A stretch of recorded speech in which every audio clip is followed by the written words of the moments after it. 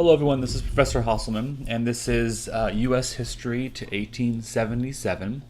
And in today's lecture, we're going to be talking about the origins of the first Americans. Now, before I begin the lecture, I'd like you to take a moment to respond quickly to this question. Who were the first people in the Americas? Where did they come from? And how did they get here? So go ahead and pause the video and write a couple of responses down that you think can answer this question. So who were the first people in the Americas? Where did they come from? And how did they get here? And once you're finished, go ahead and resume the video. So we're going to be focusing on the origin of the first Americans. So a couple things to begin with before we begin our lecture is to clarify some terms that I'll be using in today's lecture and possibly throughout the entire course. Now, our first term is the term YA, which stands for years ago, which indicates the time counting from the present. So when we say 2.5 million years ago or 50 years ago, we're talking about from now, from 2016 counting backwards. Now, there's another way we can tell time, which are using the terms BCE and CE. Now, BCE indicates time before the Common Era, which in the West identified with the birth of Jesus of Nazareth. So, for example, when we say that Alexander the Great was born in 356 BC, that means he was born, or BCE, it means he was born 356 years before the birth of Jesus, also identified with BC. Now, the opposite of that is CE, which stands for the Common Era, identified in the West as the time after the birth of Jesus of Nazareth, and that also identified with AD. So BCE, BC, CE, AD. And I apologize for all the letters, but we like to use some abbreviations whenever we can. Now, the next term I want to talk about is the term race. Now, I'll quickly define the term race for you. A lot of us may have some preconceived ideas of what this term means, but race in this definition of this class is a socially constructed artifact that categorizes people based on visual differences, which are imputed to indicate invisible differences. So basically, we see something and we use what we see to come up with some other things we think about that person. Now, race is also amorphous and fluid over time. So in the beginning, we may consider a race at a certain level in society, but that can change over time. The next term is ethnicity, which reflects cultural differences. Now, ethnic groups often share historical and cultural heritage. Often we have same group identity. Now, although these two may sound similar, they're quite different in one remarkable way. Race is given to a group of people, usually by a majority group, by someone who's different than themselves, whereas ethnicity tends to be an agreement amongst people that they share a common culture. So race is, I call you a certain race because of a term that I've learned over time, whereas ethnicity, is something people kind of call themselves.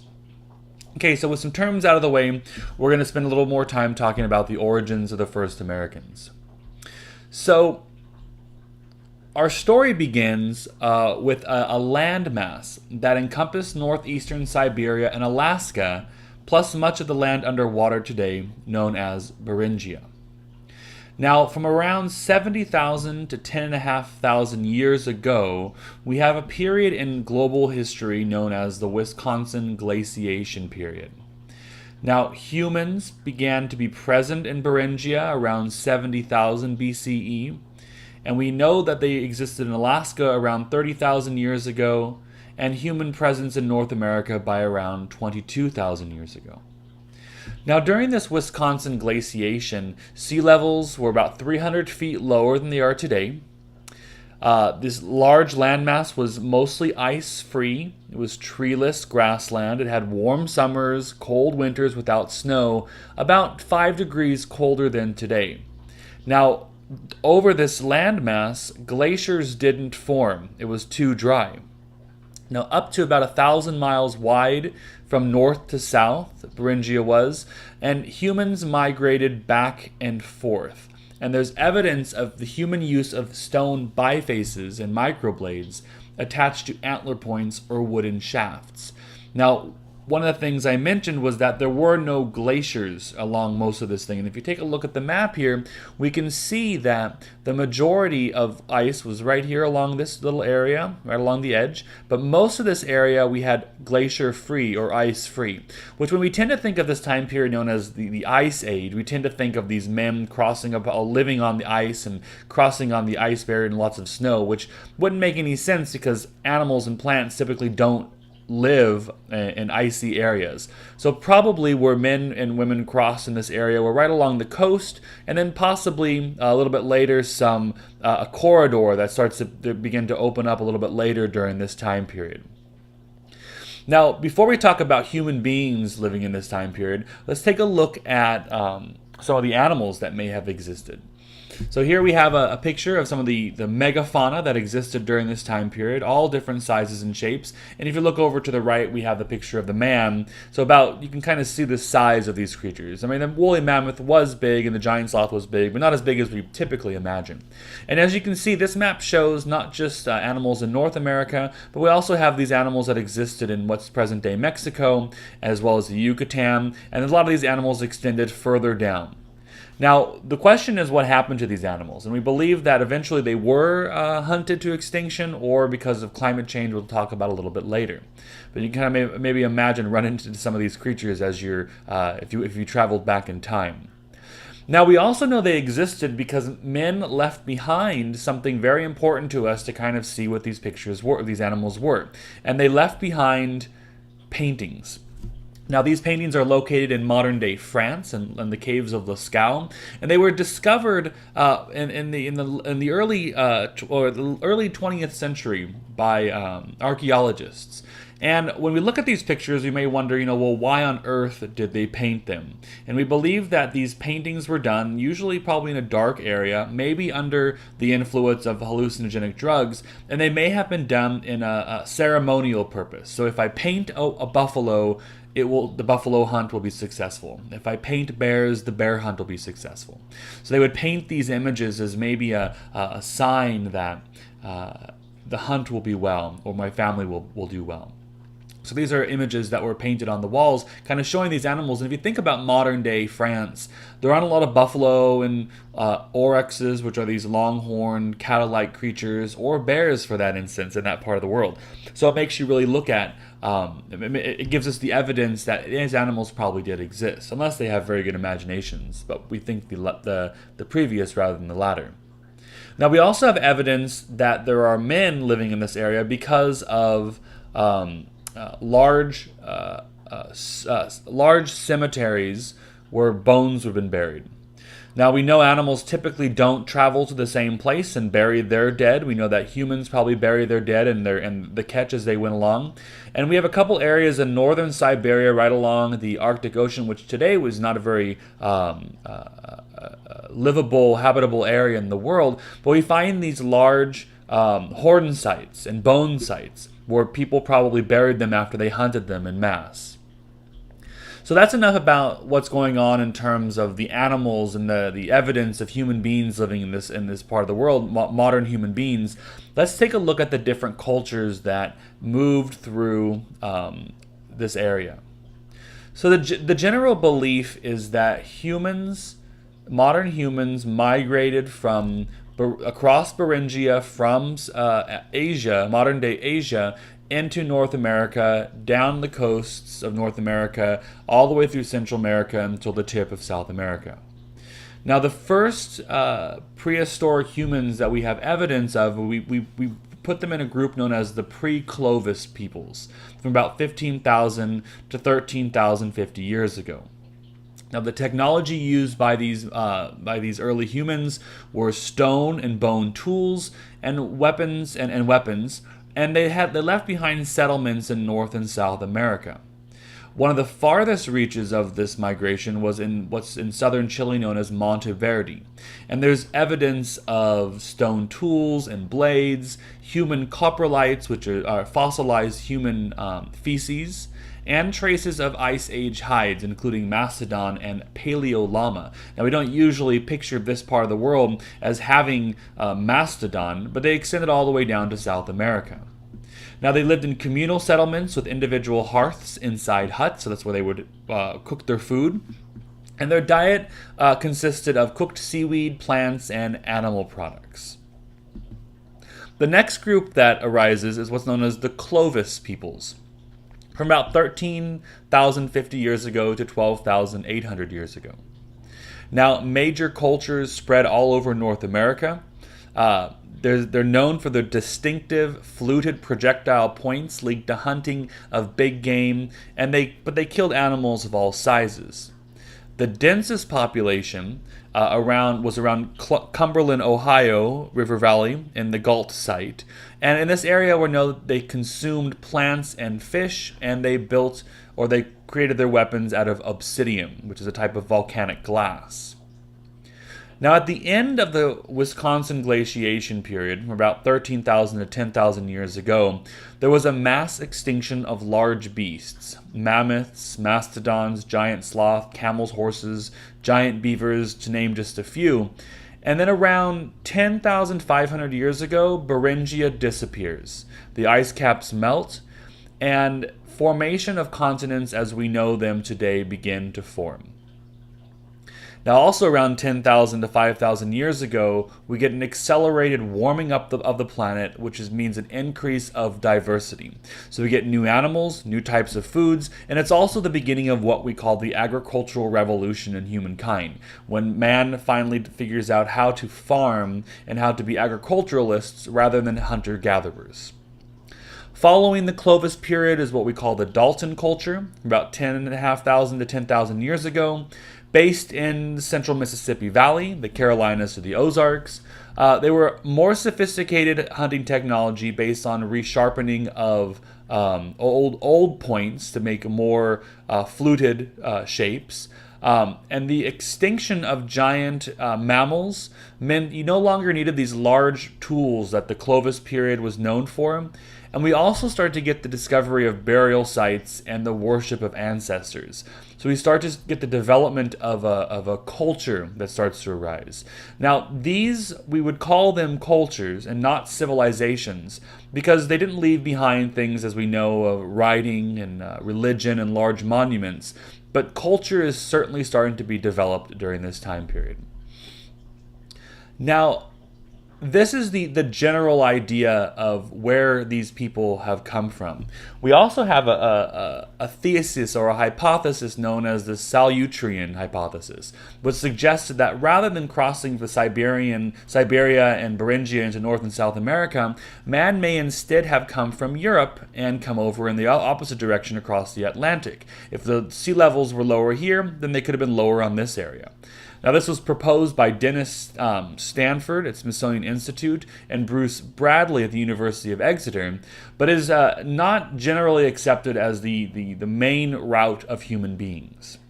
So now what we're going to do is we're going to watch this really short little video from the New York Times, which kind of talks about where humans could have come from, and a different thesis, which is rather interesting. So here's this video we'll watch.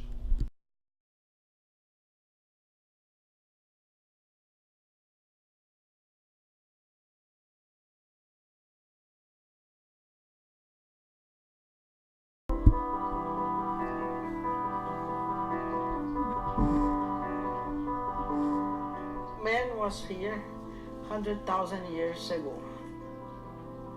We think that probably they came from Africa. The currents and the wind came from Africa till here.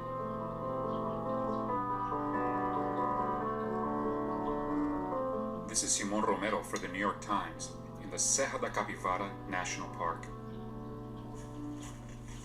Here, in the forbidding thorn forests of Brazil's Piauí state, Archaeologists say their discoveries are contributing to a pivotal reevaluation of how humans first came to the Americas. What archaeologists are finding here at this incredibly remote site is evidence of human habitation going back tens of thousands of years, which totally upends previous theories of human migration across the Bering Strait, across North America, across the Amazon rainforest, and into this part of Brazil. Today we have 945 sites with rock art. French-Brazilian archaeologist Dr. Nied Guidon has overseen digs here since the 70s. Por volta de 10.000 anos eles New começaram findings a throughout the povoar. hemisphere are upending the Clovis first theory, a prevailing belief of 20th century archaeology in the United States that humans began arriving in the Americas about 13,000 years ago. The research in Brazil is trying to determine how early lands empty of humankind were settled. They have these structures to make fire.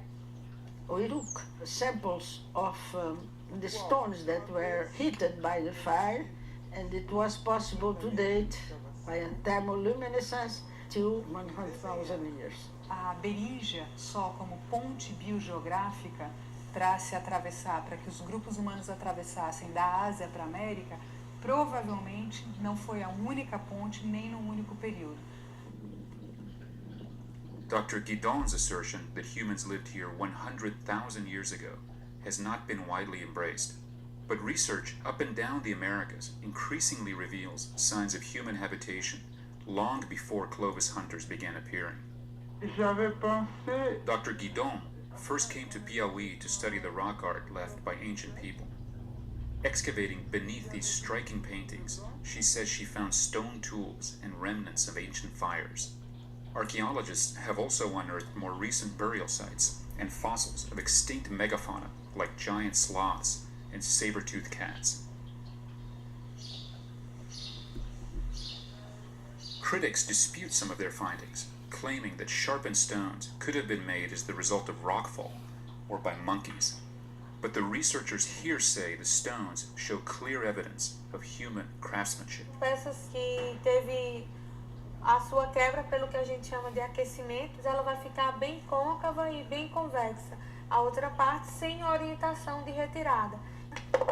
Quando antrópica não, quase sempre você vai conseguir orientar exatamente de onde foi feita a retirada. Dr. Guidon is now retired from active research, but teams of Brazilian and European archaeologists continue the work she began at a world-class institute and museum she founded here. In 2013, a French-led team published findings placing the human presence in Piauí as far back as 22,000 years. As scholars advance beyond Clovis first, this region, long mired in poverty, is now emerging as a flashpoint for research and discovery.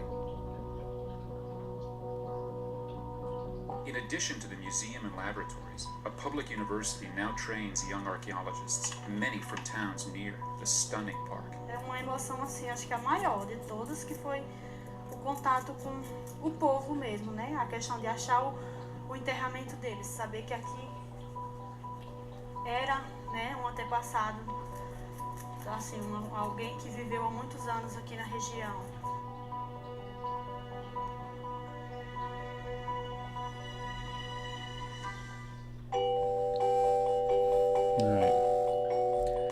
So as you can see, there are lots of different ideas of where early humans came from. This is a map showing the majority of the major